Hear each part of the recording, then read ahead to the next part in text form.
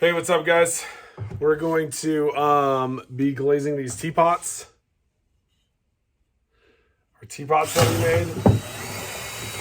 So I'm going to mix this up really well. I chose yellow for the interior on this. So remember when we mix glazes, we want to get all this mixed up. We want to make sure that all the stuff from the bottom gets mixed up into the liquid layer on top of the water layer, because these separate. So we want that water to go down into the bottom and the glaze material to come up to the top. So I have this on high right now, but I'm not pulling the trigger all the way. It will come out of the bucket. Just mixing this up really good. There we go. And now I'm going to glaze this. So I made these direction guides for you guys.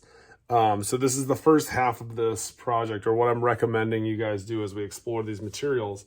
So the first thing we do almost with every pot, with almost every pot, we glaze the interior first, typically. So I'm going to glaze the interior of this teapot first. And that can be a little challenging, especially with a teapot, because it's got the spout here, and if it has an over-the-top handle, that can be a little challenging. So I'll show you how I do it. So I'm going to take my measuring cup. I just mixed that up. I have a full scoop in there, and I'm going to pour that right inside this thing. So I'm filling it up pretty good. Set that down. I'm going to plug the hole of this, and I'm going to roll it in there. And then I'm just going to roll this around, trying to coat the whole inside as best I can. Then I'm going to pour some out this side. And then I'm going to pour some out this side. Whoops. And some onto the floor as well. Let that hang for a second till that dries. And this makes a mess, which is why you want to do the inside first. We don't want to do like a nice job on the outside and then do the inside and mess that up. But I've got little drips all over that I want to now clean up. So if I have any missed spots inside there, I can touch those up with a paintbrush. I have a little missed area right here. I'll just even use for that my finger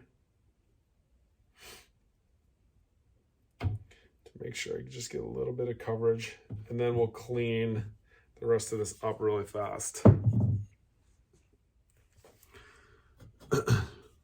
So when we're cleaning this stuff up, I've got splatters or drips and whatever. I'm gonna scrape that off, and I'm choosing to scrape the rim pretty clean. So that's all that powder, that dry glaze, that's good material. So I'm just scraping that right back into the bucket, because that's just the yellow glaze. I'm gonna scrape this smooth too. So just kind of cleaning it up real fast, doesn't have to be great. And now it makes it, if you just do a little bit of scraping, it makes sponging that a whole lot easier. So now I'm just gonna kind of, there was my drip right there. Just kind of sponge off this rim. And now we have the interior of the teapot is glazed how I want it. Okay. So the inside rim, it's a nice clean line around there. And the spout line, nice and clean.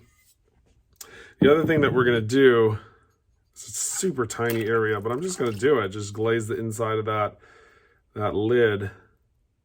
Just pour a little bit in there. Dump that out and let that dry for a second. And then I'll do the same thing. Got glaze kind of all over, but like the lids, we're gonna sit these on the kiln shelf like that on the flange piece. So I'm gonna make sure that that's free of glaze as well. It's just a quick little scraping, and then I'm gonna sponge that. So again, I want to not only get the bottom, but up that edge a little bit as well. Make sure that that's good. And that the line looks nice inside there, that little glaze line inside there. Make sure that that looks nice. Okay. All right, guys, so here's the next part of our project. We're gonna explore these underglazes and how they work with glazes. Underglazes are great because you can paint the whole pot. So unlike glaze, the glass that becomes a liquid, the underglaze, you can glaze the whole bottom of the pot, and you can be very painterly with these. The underglazes are typically a matte finish where the glaze is a glossy finish, and the glaze becomes a liquid in the kiln, so it breaks. So it shows the underlying layer often. So this is Castile blue with a red underglaze underneath it. And when it breaks, it really shows the textures of this pot. So really nice kind of look and finish there. So that's what we're gonna do with the teapots, is we're gonna try out some of these underglazes. So here's our underglazes that we have, our tile board and all the underglazes. These are expensive, and they're getting more and more expensive. So we want to be conservative with them and how we use them, and smart, and just smart. You know, use what you need, but try not to be wasteful. So with this project, we've so far glazed the interior, and now we're going to coat the exterior in an underglaze, any color that you guys want. So we're going to paint that. What I did for this one, I chose amethyst underglaze. So I painted the whole outside, but I painted really carefully around. I had a little tiny bit of overlap on the glaze on the inside. So there's because I already glazed the inside of this. So then I just painted carefully around it, and then otherwise painted the whole thing. So I have nice underglaze lines that butt right up against my interior glaze lines, or for the most part, that's a little sloppy, but that's okay. So we're underglazing the whole thing, even the bottom and the foot. Then we're going to glaze the inside of it. So with underglazing, a couple things to note. These jars, sometimes the rim is cracked a little bit, or it's not on all the way, the lid, or sometimes the lids are really hard to get off because there's material inside there that's just dried. But these need to be shaken. Like with the bigger 5-gallon things, we use the drill to mix them up. These ones we just need to shake. So I really recommend when you shake these, you put your finger over the top of it in case the lid isn't on all the way or there's a break or whatever. So just shake these up really well, and then we can get to painting these. Okay.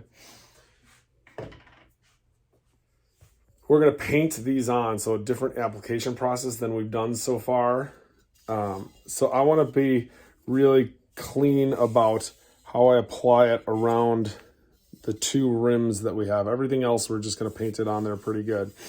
One of the brushes, my favorite brush that we have is these bamboo handled brushes.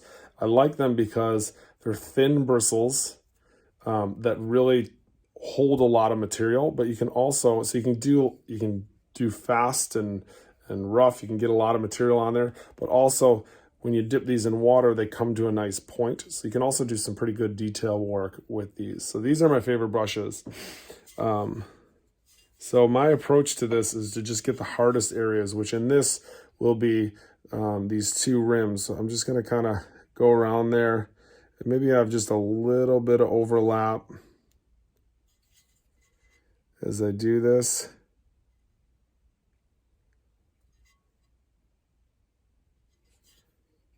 So you get in this area, and then the other area inside here. So just really looking at those lines, trying to get a nice line around it. And anyways, once those are done, then we can kind of move a little bit faster. We want to have, I would say, because we're putting a glaze over this, we're just using this as a base coat. For the most part, one good thick application over the whole thing is basically all you need. But it depends. Sometimes 2 coats is good. If it's really thin application, depending on how you're doing it, 2 coats is probably really good, super necessary. If it's too thin, this can definitely look splotchy. It can look kind of rough and, you know, like you can see your brush strokes. But a lot of that will be masked also by putting a glaze over it. So it's not like a huge deal. So I'm just going to say I recommend for this project, one good thick coat over the whole thing. And then on the bottom and the bottom inch, maybe do a second coat on there. So just get the whole thing painted and then maybe paint the bottom inch of the pot a second time, just to make sure, because that bottom is going to be a little bit exposed. We're going to see the underglaze on the bottom of this pot. So we definitely want to make sure that doesn't look streaky, painterly. Just as a good, nice clean application. So I'm going to go ahead and paint the rest of this, and then we'll go on to glazing the exterior. Okay. So with underglazes, we can paint the whole pot, including the bottom, because again, underglaze does not melt into a liquid and fuse to whatever it's touching like glaze. It's more of a surface application. So painting the bottom is okay.